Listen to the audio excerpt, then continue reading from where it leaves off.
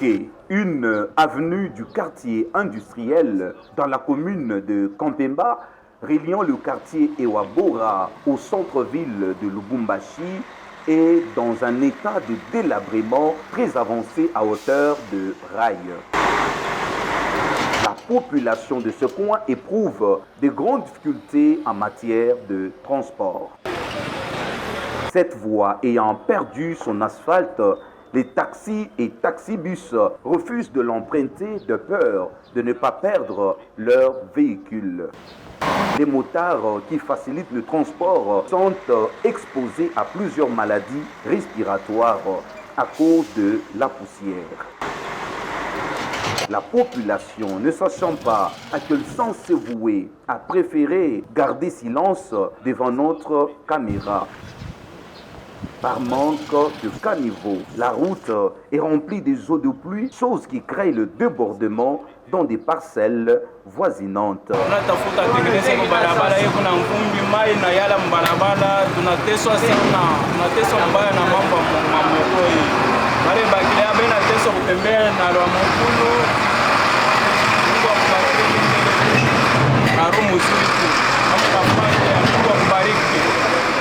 Cette infrastructure publique demande l'implication des autorités pour sa renaissance.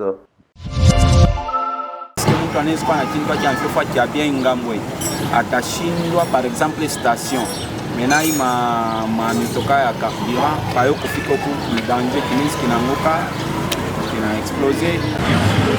Luano, une avenue de grande importance au quartier Kawama, commune de la Roissy, car reliant l'aéroport international de la Luano à la commune précitée.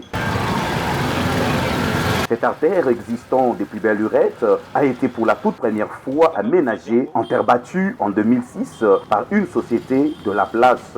Depuis lors, personne ne pense à l'habiller de l'asphalte. Les usagers de cette route éprouvent beaucoup de difficultés. Les piétons souffrent de la poussière, agent causal de beaucoup de maladies respiratoires. Les automobilistes, quant à eux, ils voient leurs véhicules, leurs motos, leurs petitas tomber en panne à tout bout de champ à cause de l'impraticabilité de cette voie.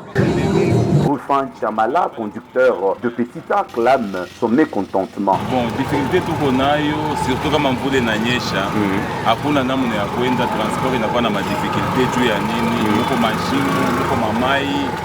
Donc ndio niko na teso ma Petita ikawe iko na ribika hata mamutu balabala kwa mwendea mbaya sana. Bon, depuis il existait kabaya tengenezaka wakati mwa kwa mining alibebaka maramble anaanza kutengeneza mais sasa alipata moreto mubaya juu ya nini bakrezer bajanza kubatupia majiu mabisi yabo mumametoka yabo njo aliachaka ile kazi na shimama. Oui. Alors mukomene ma enquête na kujirendre compte kama munapita rekitoyo mukurbir mule muko maramble muko ma carrière donc muko mamwal banaushaka muchanga banaujisha majiwe bile byote magravier banatoshaka kule. Sasa kama banatengeneza balabala batakuwa na difficulté juu ya matraché par rapport ya makazi yabo. À cet autre d'appeler l'intervention urgente des autorités. Kazi yabo ni kuangalia fashiko ya mubaya banatengeneza na ina fasi ya ville puisque ni grande ville Lubumbashi commune Roche kuba tuko katikati ya ville donc batengeneza kwa moya kuevoluer na makartier anze kuevoluer. Un cri d'alarme de plus est donc lancé une fois encore au patron des infrastructures en province. Ça va? Nous sommes dans la commune Roissy, au quartier Kawama, sur l'avenue des Luano. Cette avenue qui quitte au niveau de l'arrêt Ntank, qui se dirige au niveau de l'aéroport international de la Luano. Cette avenue est dans un état de délabrement très avancé. Et ce qui inquiète la population de ces coins, et qui demande aux autorités compétentes de leur venir en aide, car cette avenue a été remblée depuis 2006. Depuis ces années-là, personne n'est venu encore pour arranger cette route. Les conducteurs du véhicule passent par le centre-ville et peuvent passer ici directement et atteindre l'aéroport international de la Luano. Thierry Chibangu, pamoja Canal Télévision.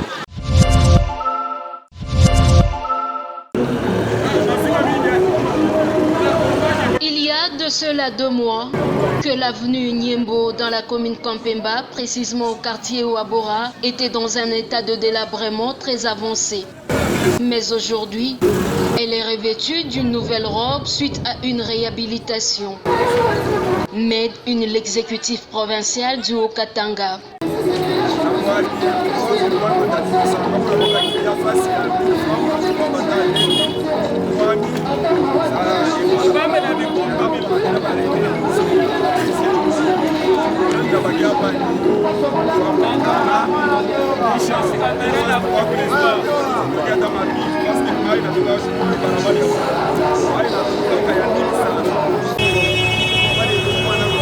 Selon cet inspecteur des tricycles sur le tronçon Kabwe-CCA, l'impraticabilité de cette voirie urbaine les a exposés à d'énormes difficultés jusqu'à s'installer sur une autre artère.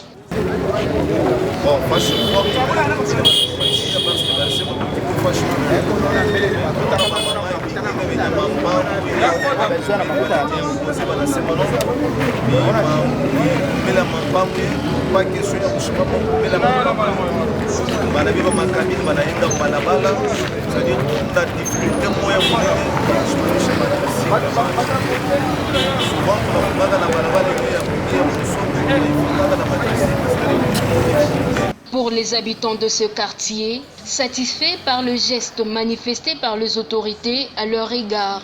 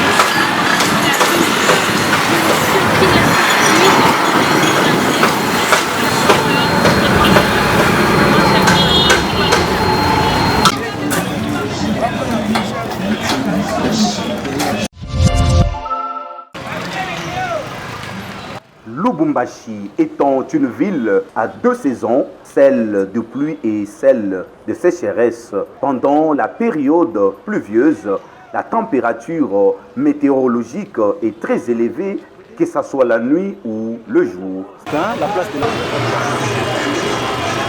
Cette réalité climatique amène avec elle plusieurs maladies, entre autres le choléra qui touche aussi les enfants, voire les écoliers.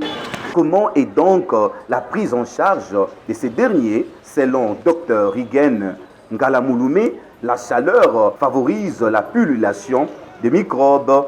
Avant que l'enfant ne soit au cours ou à l'école, l'enfant doit être lavé à l'eau tiède, bain tiède. Deuxièmement, l'enfant doit s'habiller, on doit habiller l'enfant d'une manière ample. Troisièmement, on doit recommander à l'enfant de boire beaucoup d'eau à lieu et place d'autres boissons. Parce que du point de vue physiologique, l'enfant étant en pleine croissance, l'enfant a besoin de beaucoup d'eau. Charles Boukassa, environnementaliste de son État, trouve que les autorités scolaires doivent faire la continuation de la prévention des mesures prises déjà par les parents. Étant donné que ces enfants vont passer beaucoup plus de temps avec les autorités scolaires, c'est qu'ils vont faire l'entretien comme on le fait à la maison, ayant constaté qu'il y a ce que nous appelons chez nous en environnement les changements climatiques avec les effets de serre qui accompagnent les enfants depuis la maison jusqu'à l'école. Donc nous devons avoir les mêmes attitudes. Étant donné qu'ils sont aussi parents, c'est que la charge n'est pas de rester à la maison. La charge doit les accompagner jusqu'au niveau des écoles. Et concrètement, qu'est-ce que nous voulons? Nous voulons que ces écoles, qu'il y ait des lots coulantes régulières, de sorte que ces enfants commencent à se désaltérer à tout moment. Alain Ngoy, directeur d'école, rassure que toutes les dispositions sont dûment prises. C'est comme ça que nous avions commencé par sensibiliser d'abord nos élèves, de se laver chaque jour. Avant de quitter leur maison, ils doivent prendre bain. Quand ils se lavent, ils diminuent, ça veut dire qu'ils laissent le temps, le corps respire normalement. N'est-ce pas? C'est un peu ça. Nous demandons aux enfants de se laver avant de venir. Et dès qu'ils sortent et qu'ils constatent qu'il y a une forte chaleur, ils peuvent encore se laver. Et ça les évite des différentes maladies qui peuvent surgir à cette période de chaleur. Le changement climatique est une circonstance qu'il ne faut jamais prendre à la légère. Nous sommes venus accompagner le Kinshasa avec le chef d'état-major général et sa délégation à la demande du chef de l'État, le commandant suprême, pour pouvoir d'abord s'enquérir de la situation. Le vice-premier ministre en charge de la défense nationale et ancien combattant, Jean-Pierre Bemba, s'est rendu de nouveau le mardi dernier à Goma. Provoquée par l'ennemi que vous connaissez, que nous a imposé la guerre, c'est le Rwanda, là-dessus. C'est un message de réconfort, de soutien, également à nos forces armées, à nos amis des forces qui sont ici présentes, la SADC, les compagnies privées. À son arrivée, il a rassuré que tout est mis en œuvre pour la protection des populations des Saké, des Goma et tous les alentours. Ça nous a permis également de voir les blessés de guerre, de soutenir également les familles qui sont endeuillées, plus de 12 familles qui sont aujourd'hui endeuillées au niveau de Goma. Au nom du président de la République, on leur a remis le soutien également qu'il a envoyé, afin de pouvoir quelque peu les consoler et permettre qu'on puisse enterrer dignement ces victimes de la barbarie d'un État qui s'appelle le Rwanda. Par la même occasion, le patron de la Défense nationale a rendu visite aux blessés de guerre. Il a aussi remis l'aide du président de la République à une dizaine de familles endeuillées par les récents affrontements. Il, jour et nuit, il suit la situation ici. Et comme je vous le dis, tout est mis en œuvre au niveau de nos forces armées pour pouvoir en faire en sorte que soit Saké, soit Goma, et que ça soit protégé, et que tous les territoires qui appartiennent à la RDC a rencontré également les commandants par intérim de la force de la MONUSCO. Les échanges ont porté sur la coordination des actions contre les M23 afin d'assurer la défense des Goma et des Saké. De soutenir également les familles qui sont endeuillées, plus de 12 familles qui sont aujourd'hui endeuillées au niveau de Goma. It's very good to be here with the Foreign Minister of the Democratic Republic of Congo, Mr. Minister. Christophe Lutundula, vice-premier ministre, ministre des Affaires étrangères et francophonie, a réuni autour de lui des diplomates des chancelleries occidentales en présence de Madame Bintou Keïta, chef de la MONUSCO et représentante spéciale du secrétaire général des Nations Unies. Cette réunion autour du patron de la diplomatie congolaise vient apaiser les esprits des autorités étrangères dont les infrastructures et le personnel ont été menacés lors des récentes manifestations à Kinshasa en lien avec l'activisme du M23 soutenu par Kigali.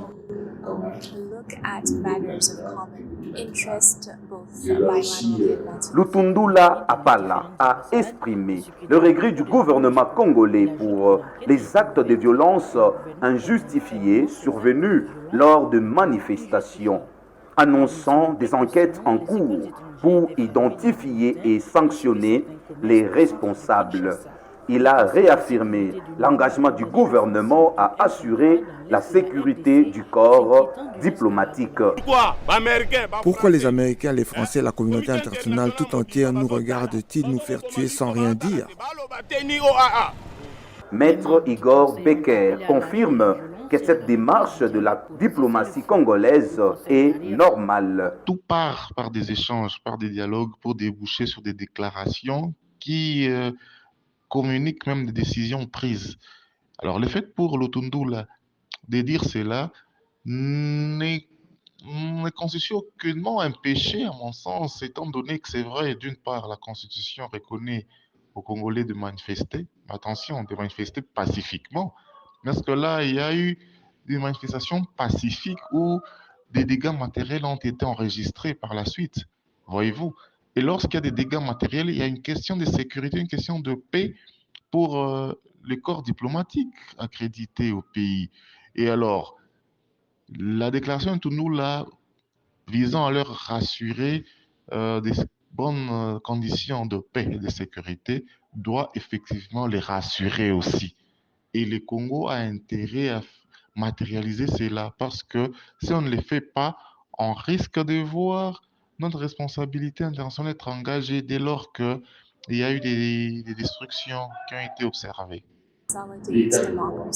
Le ministère des Affaires étrangères étant le deuxième organe des relations extérieures d'un pays après la présidence, il est dans son habilité de tenir ses assises. Sachit que